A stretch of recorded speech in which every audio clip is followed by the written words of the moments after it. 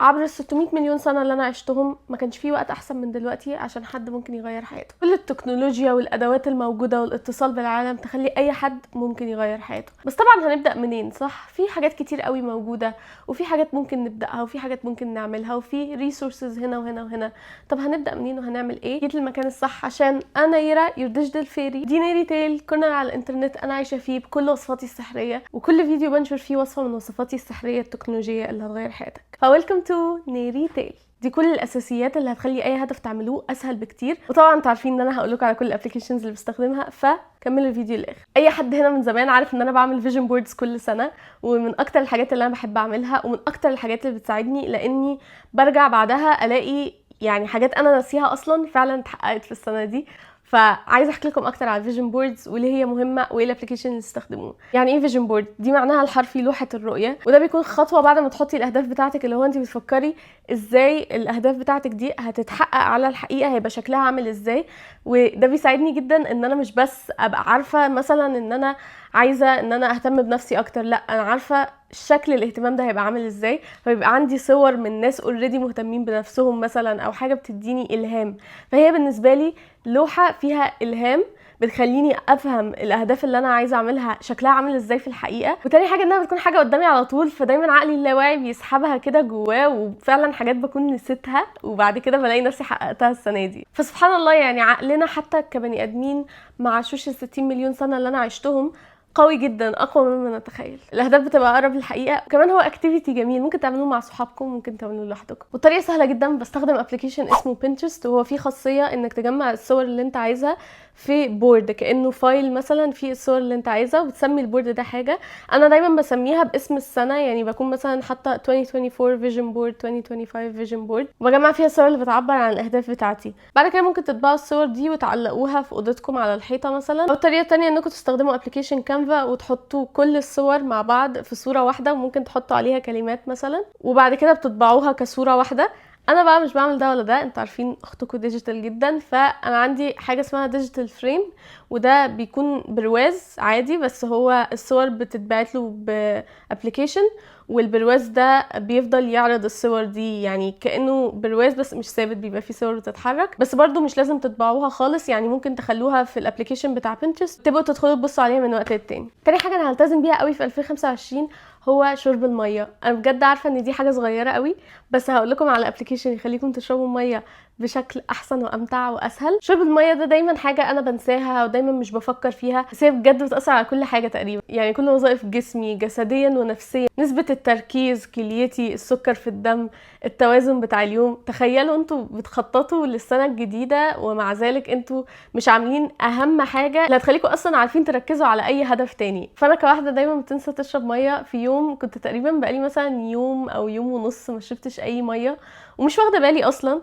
وبعد كده شويه من صحابي كانوا بيلعبوا فولي بول وبعتوا لي قالوا لي تعالي، انا ما ركزتش ان انا مش شاربه ميه خالص، وكلت حاجه مملحه ونزلت ركبت عجله. انا بسوق العجله كنت قربت جدا من المكان، حسيت ان انا مش قادره اتحرك، فنزلت من على العجله وفضلت ماسكه العجله جنبي وفضلت بمشيها. قلت اكيد انا بس تعبانه شويه او حاجه، مش واخده بالي ان انا بجد يعني عندي جفاف، اللي هو انا فعلا محتاجه ميه دلوقتي. بس وماشيه بالعجله بالراحه، وقلت خلاص انا هفضل ماشيه بيها، انا خلاص مش قادره امشي، بس قلت انا هفضل ماشيه بيها لحد ما الاقي مثلا سوبر ماركت او حاجه واقعد اطلب ميه، عشان بدات استوعب ان انا محتاجه ميه، يعني هو جسمي اللي بيقول لي انا عايز ميه دلوقتي. فانا ماشيه بالعجله، وبعدين لقيت نفسي هو عماله اتنفس بسرعه قوي واتنفس جامد قوي، لدرجه ان صوت نفسي كان عالي جدا. الناس كانت بتبص لي في الشارع. بابا لو بتشوف الفيديو ده ما تقلقش عليا، انا زي الفل وصحتي كويسه، ما تقلقش عليا ارجوك. ده كان تهور، ومن ساعتها انا بشرب ميه. الكلام ده كان من سنين، اما انا دلوقتي بشرب ميه كل يوم. اوعى تقلق عليا بابا. عارفه ايه اللي خلاني اخوف الناس اكتر؟ وقعدت اقول الله اكبر. بجد مش عارفه ليه عملت كده، انا تلقائي دلوقتي قعدت اقول الشهاده، اقول الله اكبر. بس وبعد كده قلت انا مش هعرف اكمل لحد سوبر ماركت، مش لاقي سوبر ماركت في الشارع. فقلت خلاص انا اول باب هدخله. فانا داخله الباب، يعني لقيت باب فعلا محل جنبي، وانا داخله لقيتني مش عارفه اشوف كويس، في حاجات سودا كده طلعت. فقلت خلاص انا هيغمى عليا حالا. فبعت اللوكيشن بتاعي بسرعه لاصحابي ودخلت المحل على طول، لقيت كنبه حرفيا اترميت عليها. فالست اللي كانت في المحل اترعبت، يعني هي كانت اعتقد بتعمل فساتين او كده، كان في قماش كتير، فهي اترعبت. حسن حظي انها ما كانتش بتتكلم انجلش خالص، فانا قعدت اقول لها ووتر ووتر ووتر، هي ما فيش خالص مش فاهماني. قعدت اعمل لها كده كده كده، بس الحمد لله استوعبت لما قلت لها كده ان انا محتاجه ميه، وراحت جابت لي ميه وجت. واول ما شربت الميه والله العظيم انا حسيت ايه ده السحر ده، في دقيقه كنت كويسه.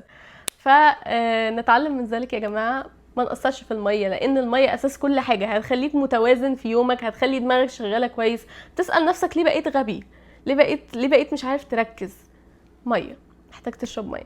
وانا نزلت ابلكيشن اسمه ووتر لاما. اغلب الابلكيشنز لو مش كلها اصلا في الفيديو ده هتبقى فور فري، او مفيش اي حاجه فيها سبونسر، فدي كلها ابلكيشنز انا بحبها جدا. لما بتنزل ووتر لاما بتحط الوزن بتاعك ومعلومات تانية عشان يقولك بالظبط انت محتاج تشرب قد ايه، وبعدين بيعمل شكل لاما كده، انت كل ما بتشرب اللاما بتتلون بتتلون بتتلون. طبعا انتوا عارفين انا بحب التفاهات دي. بيبعت لكم كمان ريمايندرز لو عايزين. وانا بصراحه من ساعه ما نزلت وانا بشرب احسن بكتير، وبجد بيفرق جدا، يعني من اصغر الحاجات زي مثلا ريحه بقك لحد اكبر حاجه، وهي حرفيا دماغك وعقلك وكل وظائف جسمك. تالت حاجه دي انا لما اتعلمتها وبدات اقرا عنها فعلا غيرت دماغي خالص، وهي الديب ورك. الكاتب كال نيوبورت كتب كتاب اسمه ديب ورك، وكان بيتكلم فيه على انه في نوعين من العمل العميق والعمل السطحي. العمل العميق هو تاسك بياخد منك مجهود ذهني وبتركز عليه، والعمل السطحي هو زي مثلا ان انا برد على الايميلز، ان انا مثلا بكلم حد، ببعت ايميل، بعمل حاجه، يعني حاجات مش محتاجه مني مجهود ذهني وتركيز. بحب مالتي تاسك جدا، وبحب اعمل كذا حاجه في نفس الوقت، ودايما مثلا لو بعمل مواعين هتلاقيني بسمع حاجه، بسمع بودكاست جنبها،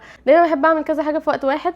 بس الكلام ده ما ينفعش غير مع العمل السطحي. العمل العميق ما ينفعش مع اي مالتي تاسكينج، لازم تبقى قاعد مركز على حاجه واحده، وده بالنسبه لي بيبقى صعب اني ابداه، يعني صعب ان يبقى عندي موتيفيشن ان انا ابدا الديب ورك ده. بس من احلى الاوقات في حياتي اللي انا ببقى مركزه بكل حب وبكل شغف على حاجه واحده، وقاعده بحط فيها مجهود يعني فاليبل جدا، الوقت بيجري اصلا مش حاسه بيه. وعشان اديكم كونتكست اكتر، اي حاجه عظيمه عرفتها البشريه، اي اختراع غير حياتنا، كان بيحصل في وقت الديب ورك، في وقت العمل العميق. فاي حاجه انت فعلا عايز تعملها كبيره في السنه، زي مثلا انا عايزه اكتب كتاب، عايزه انتج برودكت معين، كل الحاجات دي محتاجه انك تخصص وقت للديب ورك. ممكن تفتكر ان الموضوع ده حاجه بسيطه، بس بجد هي عمله نادره دلوقتي، وفعلا هي اللي بتفرق الشخص اللي بيحقق اهدافه، وفعلا بتلاقيه وصل لحاجات كتير وعمل حاجات كتير، والشخص اللي مش بيعمل كده. ان في دراسه اثبتت ان احنا الاتنشن سبان بتاعنا، او مده التركيز على حاجه، بقت اقل من السمك. صباح الخير. محتاجين نفوق لنفسنا، مي انكلودد، محتاجه افوق لنفسي. دلوقتي انا بستخدم ابلكيشن اسمه فلو، واحلى حاجه فيه هو ان بيعدلك كام فوكس سيشن عملتها، وانت اللي بتقرر بنفسك الفوكس سيشن دي هتبقى ايه. يعني مثلا انا حطيت هدف لنفسي ان يبقى عندي على الاقل ساعه واحده بس في اليوم ديب ورك، ساعه واحده بس اركز على حاجه واحده، مش مالتي تاسك مع اي حاجه تانية.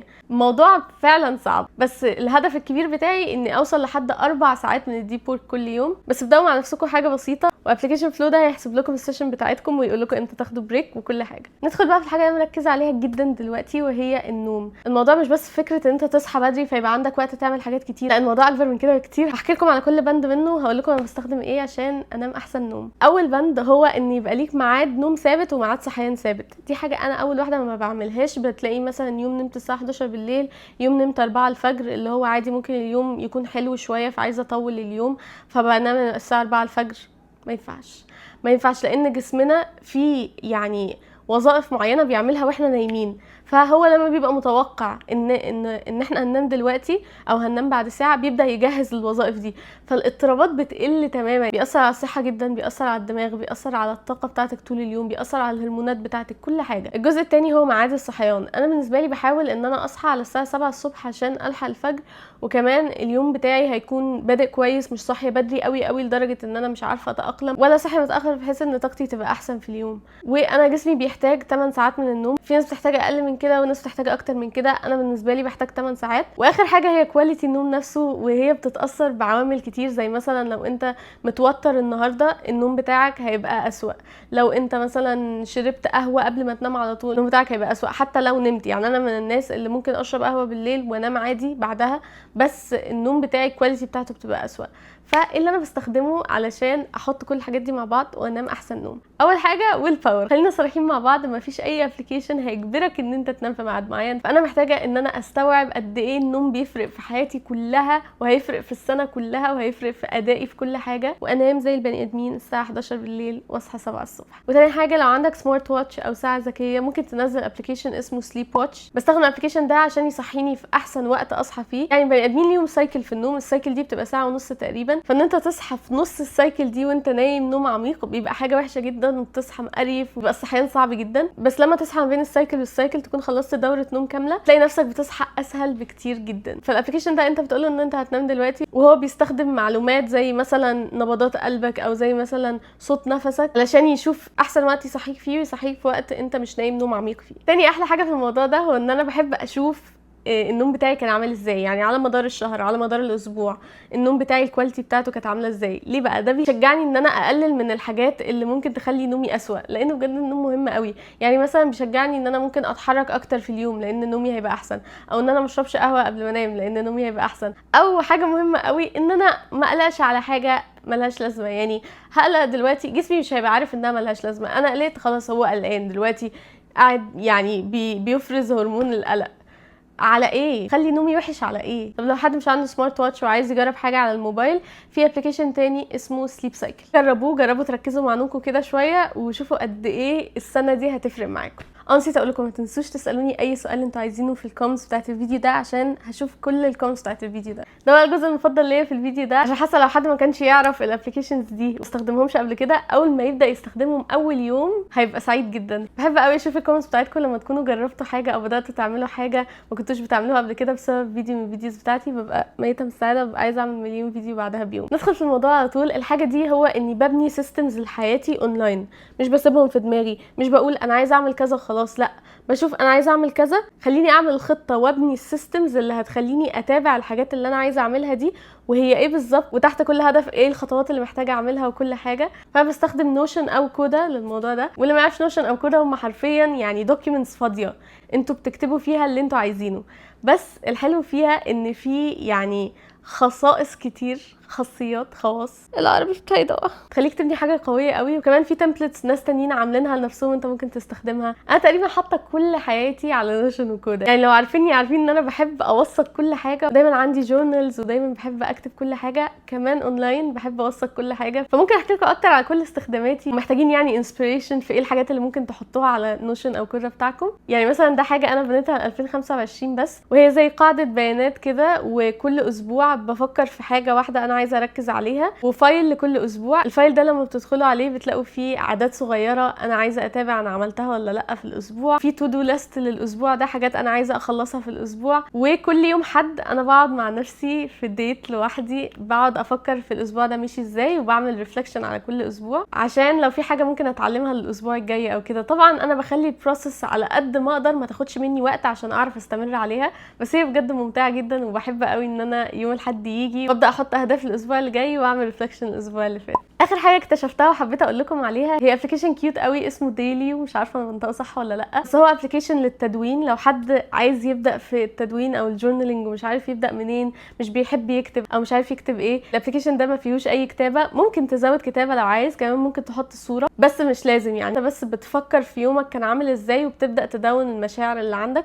مش لازم تعمله في اخر اليوم، تعمله في اي وقت عادي زي التدوين بالظبط. بصراحه كيوت، يعني بحب ان انا استخدمه بالذات لو مثلا ما عنديش وقت ان انا اجورنال اليوم ده. اوكي، ماذا بعد؟ ده السكشن اللي بتكلم فيه عن ايه اللي ممكن نعمله بعد الفيديو ده على طول، عشان الفيديو ما يبقاش مجرد كلام، وعشان اي حاجه انا بقولها ببقى انا اوريدي بعملها، فببقى عايزه الناس اكتر تشاركني فيها. يعني بحس ان انا عندي صحاب اونلاين مهتمين يطوروا من نفسهم ومهتمين بحاجات انا مهتمه بيها، فعايزه ان كل حاجه تكون اكشنبل اكتر. اول حاجه تعملوها هو انكم تنزلوا الابلكيشنز اللي عجبتكم من الفيديو ده وتبداوا تستكشفوها شويه. وتاني حاجه او انكم تقعدوا مع نفسكم وتبداوا تفكروا ايه الاهداف الاساسيه والحاجات الاساسيه اللي انا لو حطيتها في سنه 2025 وما تكونش بتاخد وقت كتير هتخلي باقي اهدافي اسهل انها تتحقق. وان شاء الله في الفيديو الجاي ناويه ان انا اعمل فيتشر للكومنتس اللي فيها اكتر تجارب ملهمه، فسيبولي تجاربكم في الكومنتس علشان نشجع بعض.